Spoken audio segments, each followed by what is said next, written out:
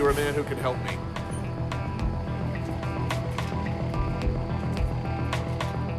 Sometime in mid-19th century, 1850s, my great-great-great-grandfather, Jean Bourdain, emigrated to South America. Was reported to have died here.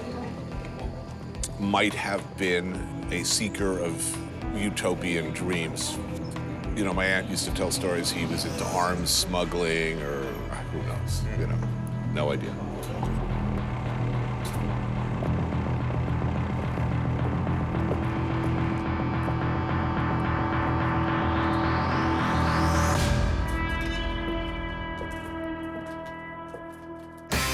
I took a walk through this beautiful world.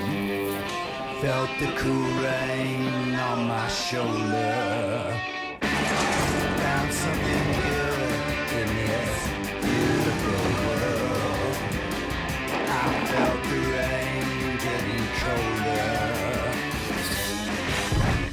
Sha-la-la-la-la, sha-la-la-la-la-la.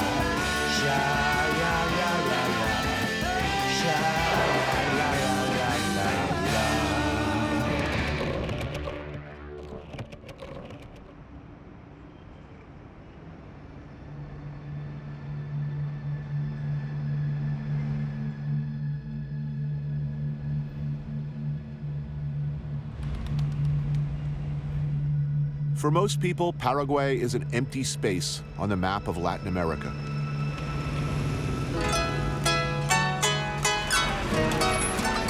A country of only 6 million, where a vast percentage of the land is steaming hot jungle or a huge scrub desert known simply as the Chaco. Only a few large cities offer a respite from the oppressive heat.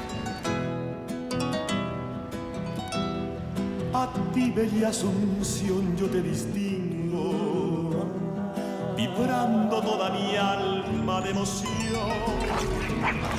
Yo soy dulce Asunción igual que 1,000 miles upriver from the Atlantic Ocean sits Estancia, Paraguay's remote capital city.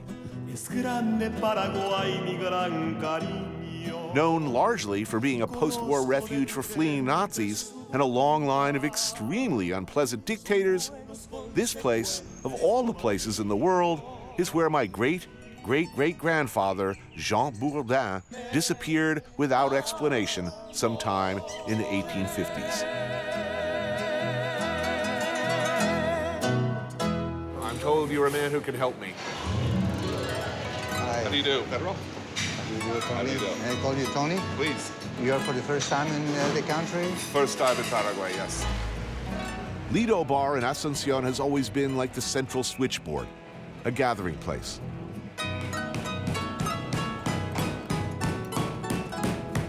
Ladies in orange vests cook and serve old-school Paraguayan working-class food to people from every walk of life.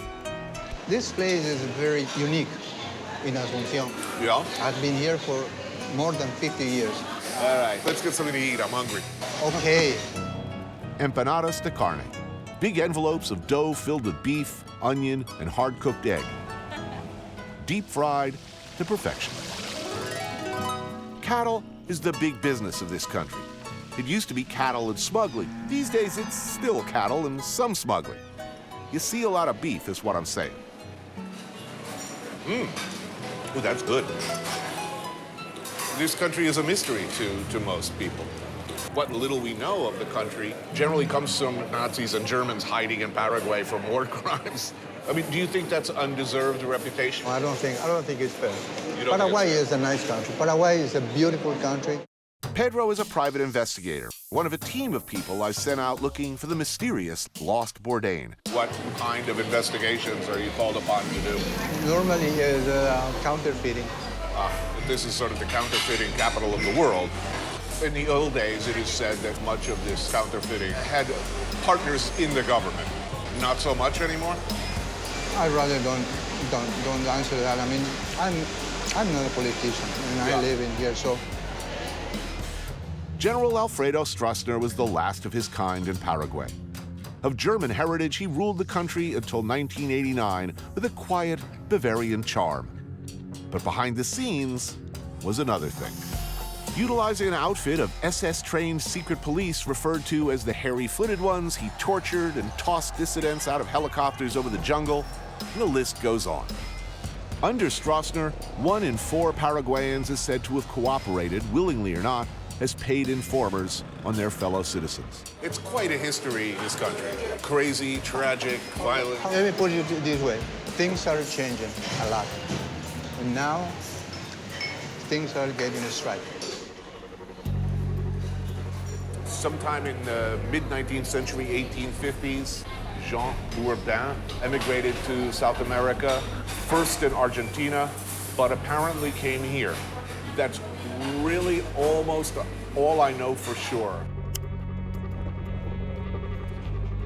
Did he die by the sword? Did he die of old age? Did he die of syphilis? I have no idea. I'd like to know.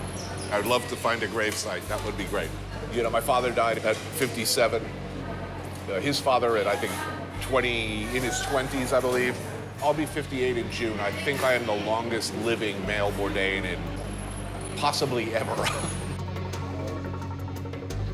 So you're lonely in the world? I am lonely in the world, yes. If I could solve the mystery of the elusive Jean Bourdain, that would make me very happy. By the way, it would be terrific if you found out that he owned a huge ranch in the Chaco and they've been waiting for his relatives to claim his property. Nah, maybe. Maybe not.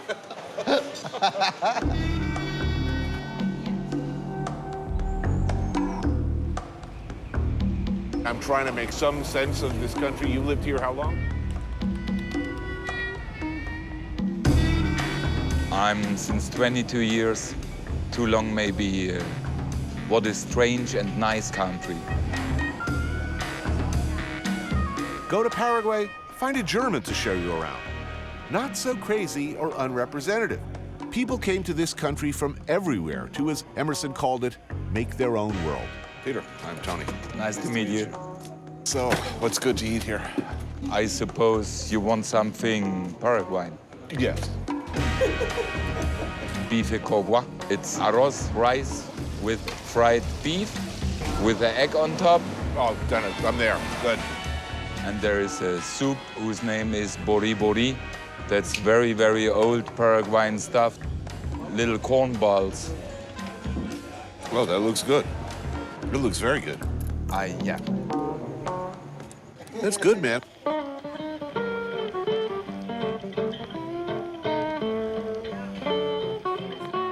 I'm trying to make some sense of this country. You lived here how long? 22 years. Why'd you come here in the first place? I was born in East Germany. And East Germany, that meant you will never go out. Mm-hmm. Yeah, and then in *89, the wall break down and say, wow, you will go. I haven't seen anything of this country yet. But what I read was the world's backwater filled with bombed out banks that had been looted, institutions that didn't work, everyone carried a gun. It was like the Wild West, but poorer. It's not that anymore? A bit of this is true. I by myself got a 45 on my head last week. That's pretty common stuff for me. Seldom in the history of the world have I seen any country where one after the other you've had absolutely the most maniacal, insane, suicidal group of piss-pot dictators century after century. You are right. Even in the Stroessner times, the better part of Paraguayans was behind him. Paraguayans are very, very easy to influence. And this is, I believe, unchanged until a short time ago. Now there is a growing middle class, better education than before, and that makes that people say no.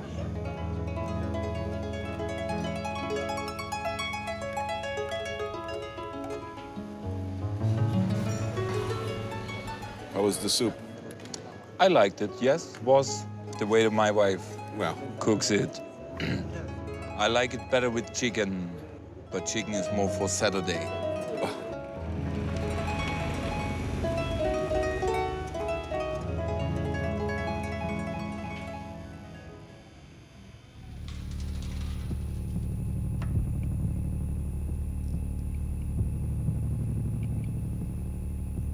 Paraguay was a very poor country.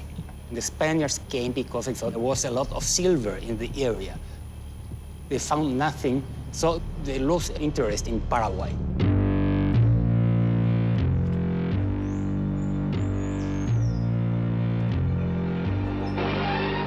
This is the only country of Latin America where the indigenous language is the official language. They talk Guarani automatically. I'm married to a Paraguayan woman, and when her fathers come in, they automatically talk Guarani, and I'm more or less out.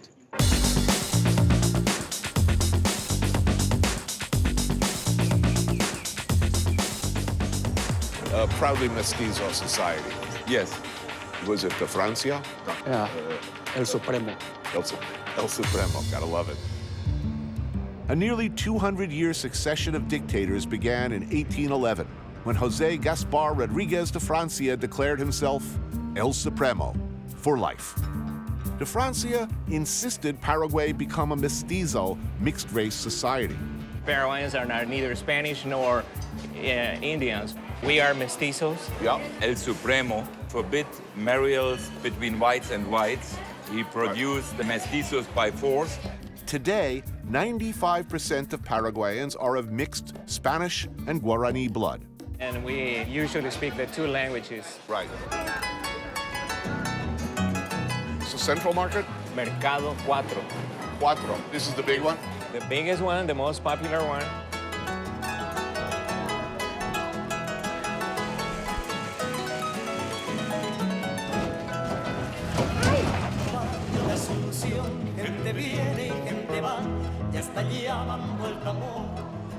I'm hungry.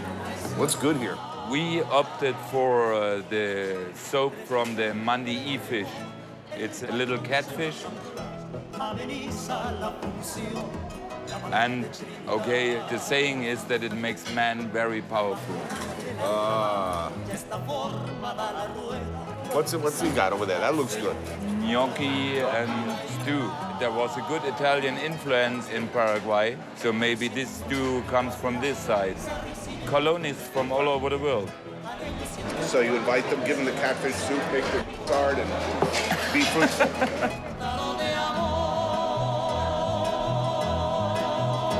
Mario, could you pass me the sopa paraguaya, the Paraguayan soup? That's soup? Soup is very unique. Our dictator Lopez, his favorite soup was a corn soup. And one day he ordered his favorite soup, and the cook, when he opened the pot, it was a cake. Paraguay has not been noted for its history of kinder, gentler leaders. In the 1800s, two generations of Lopez, father and son, one dictator after the other, certainly left their marks on this country. Lopez was pretty much known that for putting a wrong stamp on a letter, you get shot. So the cook didn't want to get shot. He showed up in front of Lopez and said, "This is Paraguayan soup, sopa paraguaya." And the dictator ate it, and he liked it. And a bit later, the entire country ate it. It's like cheesy cornbread. Yeah. Awesome. Good meal.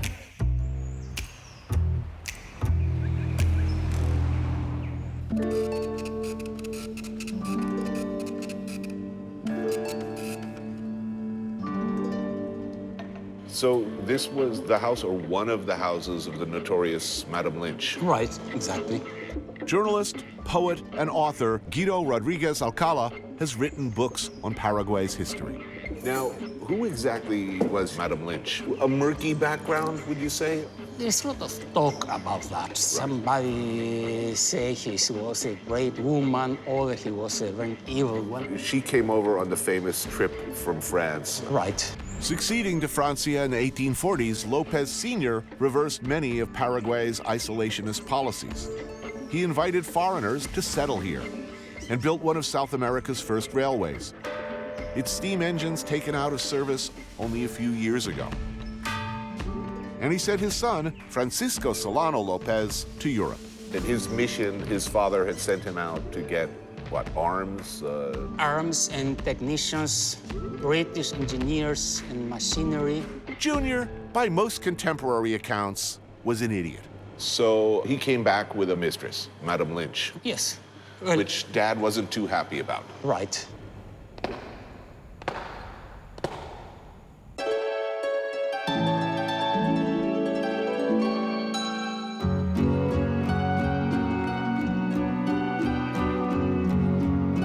He was very traditional and wanted his son to marry a Paraguayan woman and do everything by the book. Right.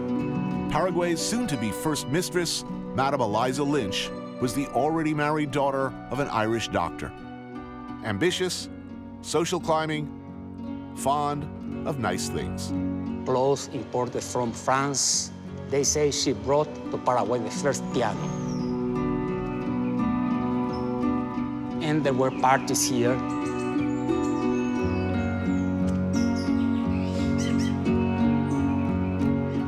He showed Madame Lynch to his father, and his father was upset. So she was put aside and Kept as a mistress. And that was the way Paraguayan society tried to treat her. And she wanted to be treated as the Princess. yes. Tell me about Madame Lynch's famous boat trip. On one of her more notorious ventures as hostess, Madame Lynch organized a grand outing to the new French colony at Nouveau Bordeaux. She invited all of society to join her. Right. A magnificent river steamer was engaged for the party. And well, there were some tensions between the Paraguayan ladies and Madame Lynch. Once on board, as the story goes, those mean bitches treated their hostess like so much trash. And so she got upset and threw off board all of the food which they were supposed to eat. She had it all thrown in the river? Yes. Then she ordered the captain to stop the boat and let her guests just sit there in that jungle heat for hours. Throwing tubs of caviar, whole roasted pigs into the river in front of these starving aristocrats. Somehow that pleases me.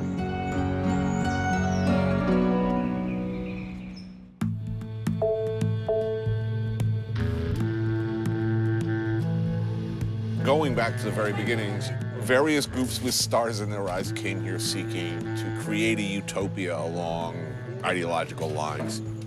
A Mennonite paradise, repopulate Latin America with Aryan Germans, British, Italians, I mean, you had everybody. Yes, it started with the Jesuit colonies. Yep, the New Bordeaux.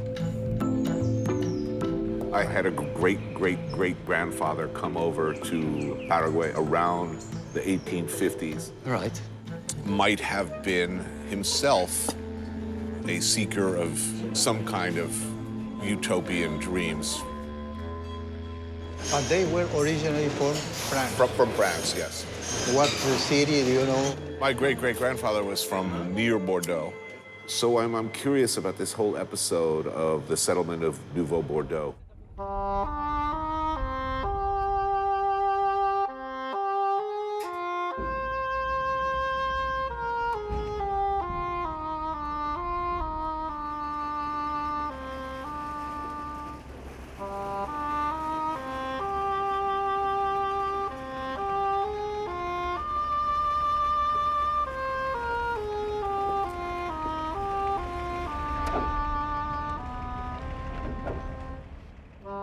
The Paraguay River, still, as it was 150 years ago, the country's main artery. A thoroughfare for transporting people and goods.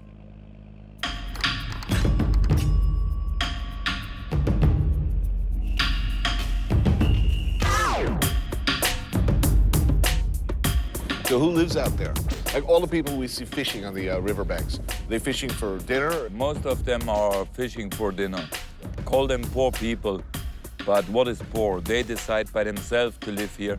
They could go to Asuncion and start working on a construction place tomorrow.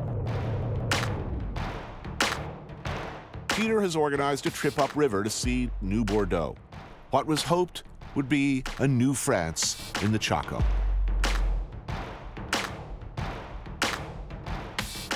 Fish we bought today, 14 kilo. Right. That's half a month's salary.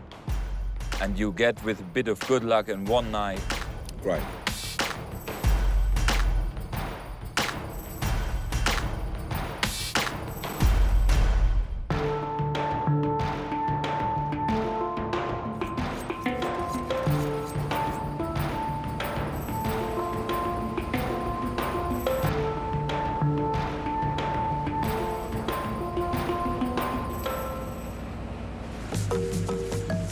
Outside of the cities, Paraguay is, of course, sparsely populated.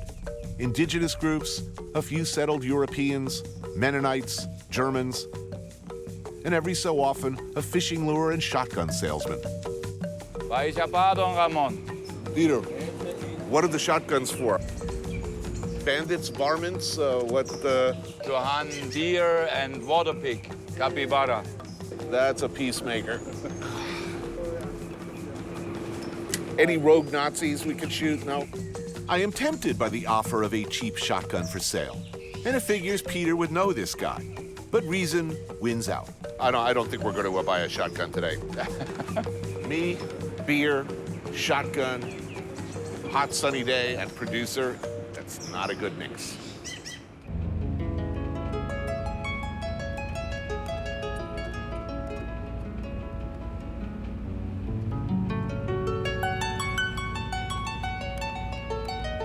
Unlike Madame Lynch's guests, I'm making damn sure I'm eating on this boat trip. The most important part of any meal, cold, frosty beverages. You already have one. I started early. Here. Cheers. Oh, here we go. Thank you. Grilled fish in a mango salsa. You have the two most appreciated fish here on the table of Yeah. Paraguay. That's the catfish surubí. And that? That's the dorado, the golden fish. Oh, the Dorado, of course, yes. Ooh, that's tasty. Ooh, that's nice. So I'm curious about this whole episode of the settlement of Nouveau Bordeaux. There came about 400 people. They were supposed to be about 1,000. They were supposed to be, most of them, farmers, but just 86 were farmers. Who were the other people? Just They were tailors, they were shoemakers, musicians. Teachers and artists, and they was put in the jungle and left by himself. right. Why here, of all of the places in the world? People talk about the Chaco as a hell. I mean, it's hot here. It's dry, it's wet, it's fetid, it's difficult. Big mosquitoes, and you have all the ticks and all kind of vermin. A flat land of cactus and thorns and misery and cannibals. There was the Indians, the Guayacuru coming down the river and killing everybody. There was the Lengua, who, if you entered the country, you are good food. Right. Did the Paraguayans ever see this as a utopia? No, I'm sure not. What we have ahead is Nueva Bordeaux. Wait a minute, that? This. Wow. It's kind of not how I pictured it. Doesn't look like Bordeaux to me.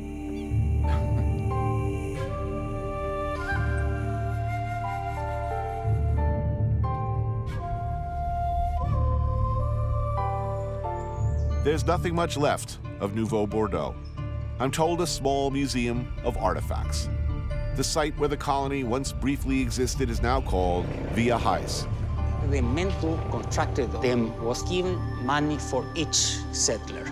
Perhaps there was a communication breakdown somewhere, and he might have told the Paraguayans that I'm bringing you the finest farmers France has to Right. offer. And he might have told these Frenchmen, they're going to give you free property. You don't have to do anything. You'll live like kings. It's a land. Possible. Just reach up in the trees and fruit and gold bars are dropping.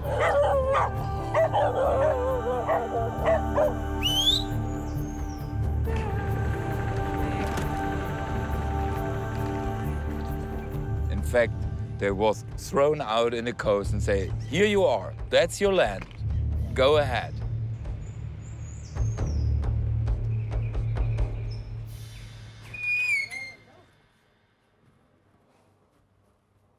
These poor French guys show up. Right. Lopez Sr. and the government kept their side of the bargain. They provided them with Yes. houses, Right. equipment. Tools and animals and everything. Yeah, my aunt used to have one of these. Make pressed sandwiches, I think. And that's it. Okay, now dig, grow. The settlers quickly discovered that farming is hard work and that the conditions in the Chaco in no way resembled the new France of their dreams. There's a big snake. So they get broke and they decide to leave the colony. How many French were left at the end of the new Bordeaux experiment? Did any stay? Some of them, but few. All right. Any thoughts or hopes that Jean Bourdain ended his life here, leaving me a vast, unclaimed stake in what is now prime cattle country, turns quickly to dust.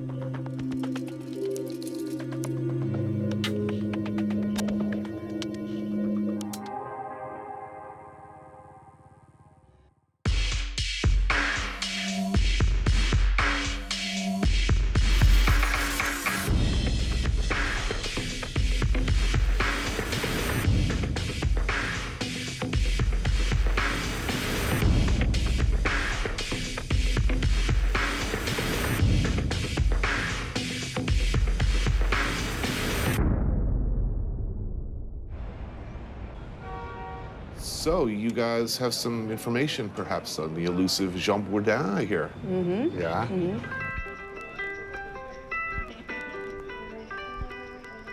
I don't know what he did here. Of course, I'm hoping for something, extremely glamorous. A river pirate, gun runner, drug smuggler. Maybe he died in the saddle. Maybe he died happy. Maybe he was like Colonel Kurtz, living out in the bush, surrounded by adoring indigenous women. I don't know. If he was a masseur for Madame Lynch, I guess I'd be let down.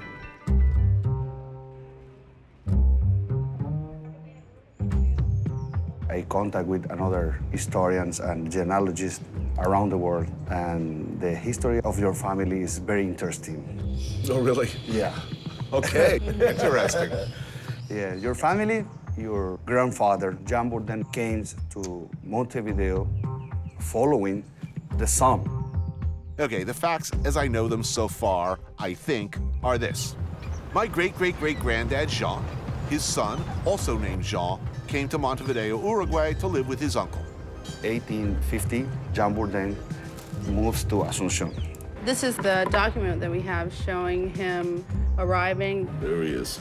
In that time, he works with a chapelier. He was a hat maker. Hat maker?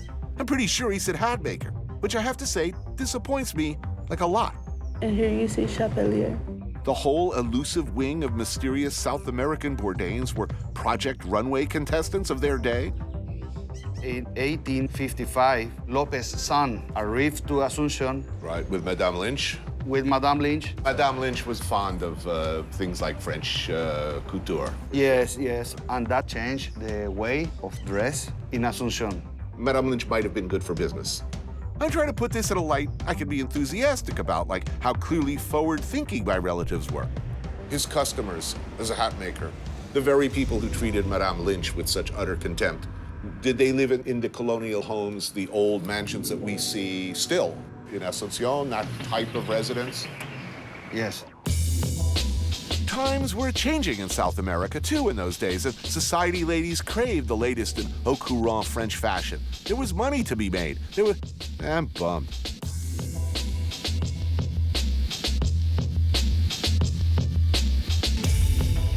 Short after this episode with the New Bordeaux group came the Triple Alliance War. Jean Bourdain died in 1858. Yes, before. It was a good time to die because this way he hadn't to join this horrible war. He'd missed the war. Yeah. The old Lopez died, the young Lopez got in power. Our man becomes president.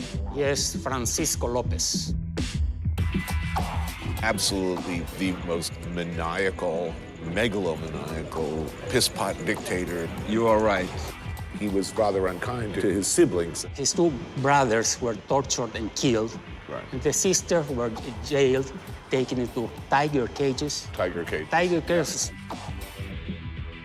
And the mother was given some beating. Right. 60-something. His 60-something-year-old mother Yeah. was flogged and beaten in front of him. Not a nice man. He believed that he had a chance to get married with the daughter of the Imperator of Brazil. Brazil, that's right, Yeah. yeah. He was refused in very unflattering terms. Thanks presumably to Lopez Jr.'s expansionist ambitions, he dragged Paraguay into the Triple Alliance War. He essentially challenged all three neighbors Brazil, Argentina, and Uruguay. to war. This doesn't seem like a good idea. Yeah. Right. In what would become the bloodiest war in Latin America's history, hundreds of thousands of Paraguayans died. When Lopez ran out of adults, he sent children into the field, dressed only in rags, armed with sticks painted to look like guns. My great-grandfather was a 10-year-old boy, and he was dressed like a girl, because otherwise he was going to be enrolled in the army. Lopez, eventually he was hunted down. Madame Lynch survived. Yes, she survived. But with her money, I mean, she was allowed to keep her possessions. Yes.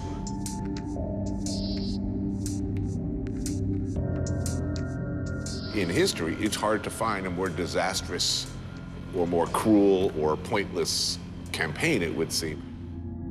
When all was said and done, as much as 60% of the population and 90% of the men of this country were dead.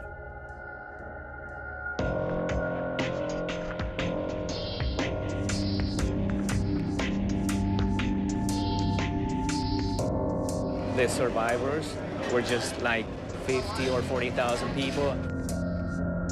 So that's why you could easily understand why there was nothing here for 100 years.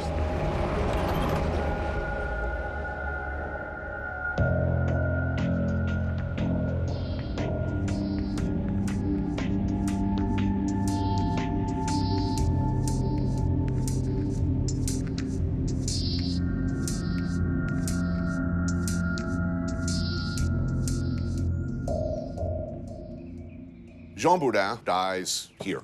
Yes. Before the Triple Alliance War. An adult natural of France by the name of Juan Bourdain. Right, cause of death?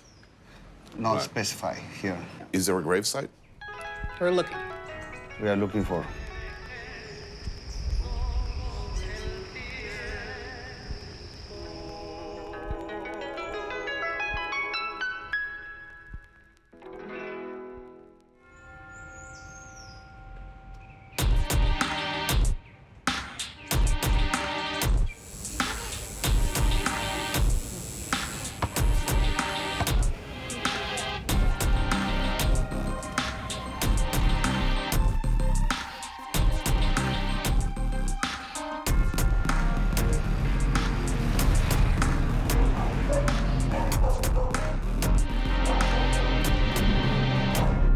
So, I'm hungry. I'm really hungry. You know you want it.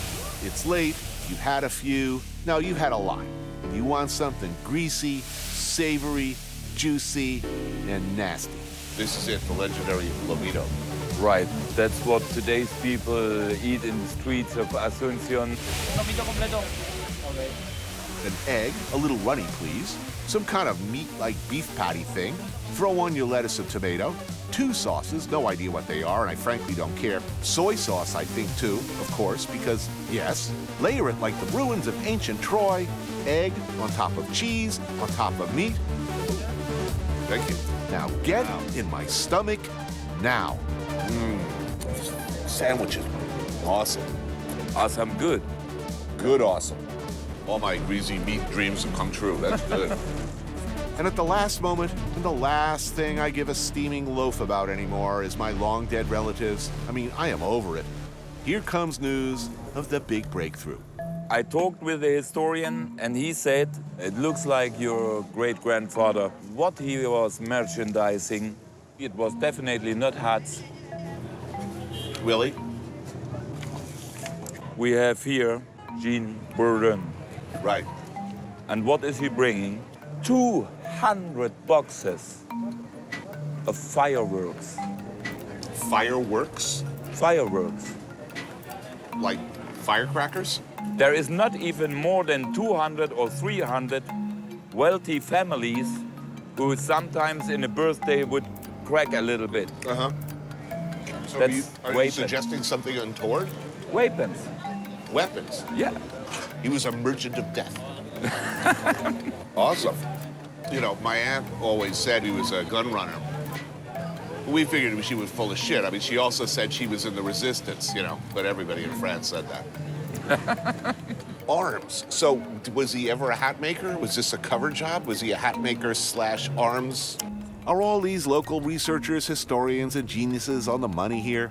Was great-great-great-grampy an arms dealer? So, what hat maker needs 200 tons of gunpowder? I've got you now, Jean Bourdain. I've got you now. Or was he simply a party supplier, selling fine French hats and little firecrackers to school kids? I don't know what to believe. And in 1958, unfortunately, he died. Right.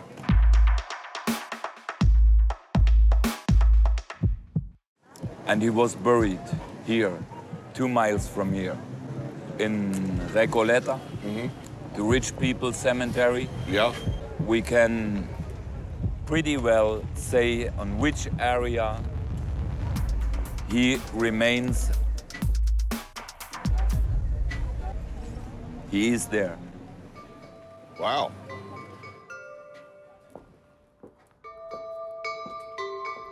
Well, I guess we'll have to go look, huh?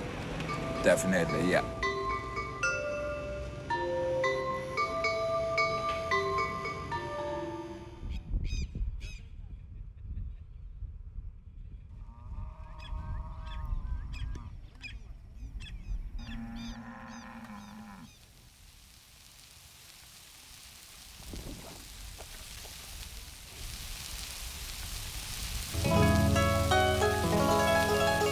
Sorry, little buddy, there's no escape here. Paraguay loves their beef.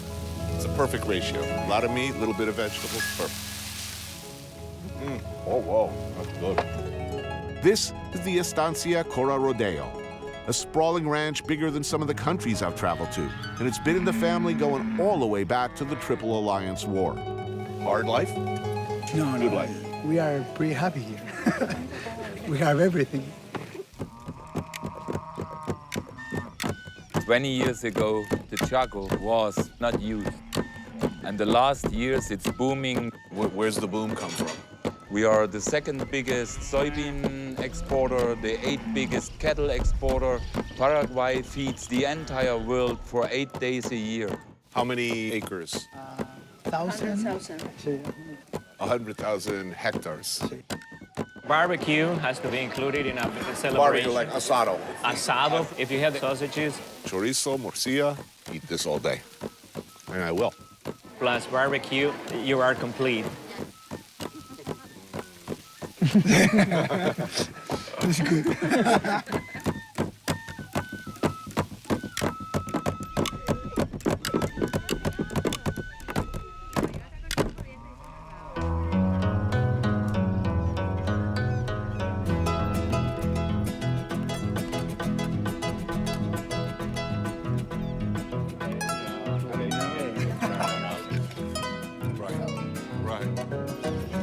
That's awesome. So were there a lot of vegetarians in this part of Paraguay? I don't know. Oh, there comes what is for the Paraguayans the highlight. Oh, look at that. It's pretty. Beef short ribs are amazing. So good.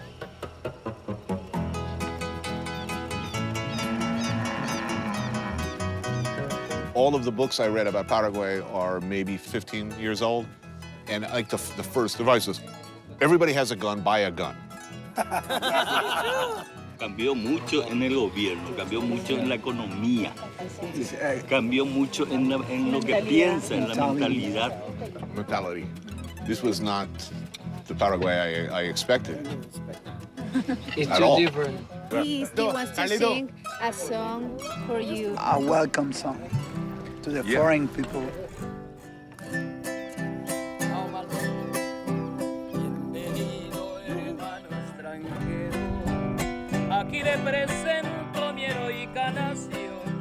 It says, it not says welcome stranger. It says welcome brother stranger.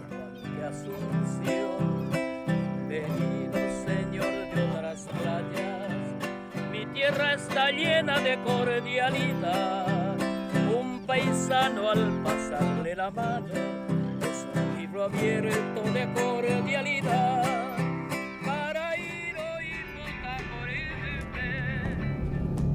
The Jean Bourdain who died here in Estancion was my great-great-great-grandfather. Yes. This old cemetery, Recoleta, I mean, it seems most likely that he was buried there.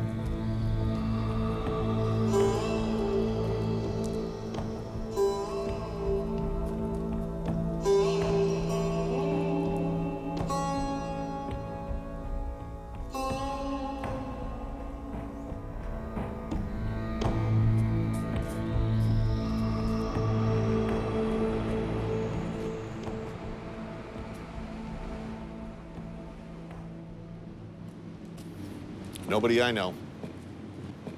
it's very, very likely that the tomb was just overbuilt. Right. Something on top.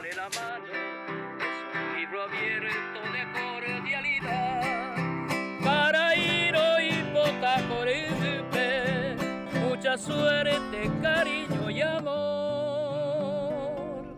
Manduaca tu eterera